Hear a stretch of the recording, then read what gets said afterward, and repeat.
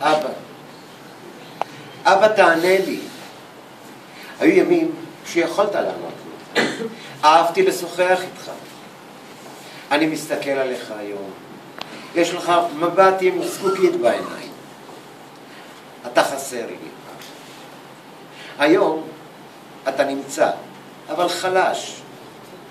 כשאני בא לאמא לעזור לה לטפל בך, אני כואב. זוכר את היום שהושפסת בבית החולים? הגעתי לבקר אותך עם הילדים שלי. סיפרתי לך שגילו אצל אם ילדיי את סרטן השד. דמעתי מפחד. ציפיתי ממך לחיבוק, לעידוד. במקום זה אמרת לי בתקיפות, לעולם אל תבכה ליד הילדים שלך. כעסתי ואמרתי לך, לך לעזאזל, ויצאתי משם. נשבעתי לעצמי שאת ילדיי אחנך לרגישות, ולא לחנוק כאב או צער. אני שוב מסתכל עליך. אתה עם מבט לעתים בוהק, לעתים שוטה, לפעמים מוציא עברות או משפטים לא מובנים, ואין לי מה לענות לך. אני לא אשכח את הימים בילדות. היינו יושבים ביחד ומציירים. שאלתי אותך, אבא, למה לא פיתחת את הציור? ענית לי שאין בזה תועלת לחיים. אמרת שהיה לכם בבית כינור.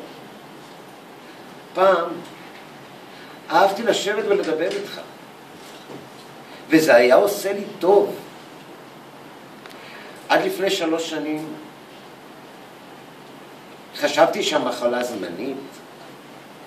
לקחתי את זה בקלילות, בהומור. לא האמנתי שזה יגיע אליך, אבא. והנה, לכל אחד זה יכול להגיע. אני חולם, אבא, שיהיה לך מספר דקות של הבנה או יבמה, בכדי שאוכל להסביר את עצמי. מחבק אותך, אבא, ואוהב אותך בדיוק כפי שאתה היום. אבא, יש לי בדיחה גסה לספר לך. זה מביך אותך טוב. אבא, אתה רוצה שניסע לים?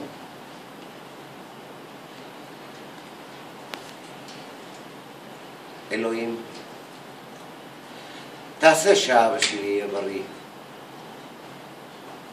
ויחזור להיות כמו אבא פעם.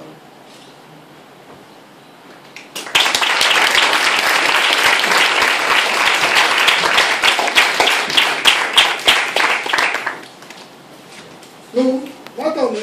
יותר חכם?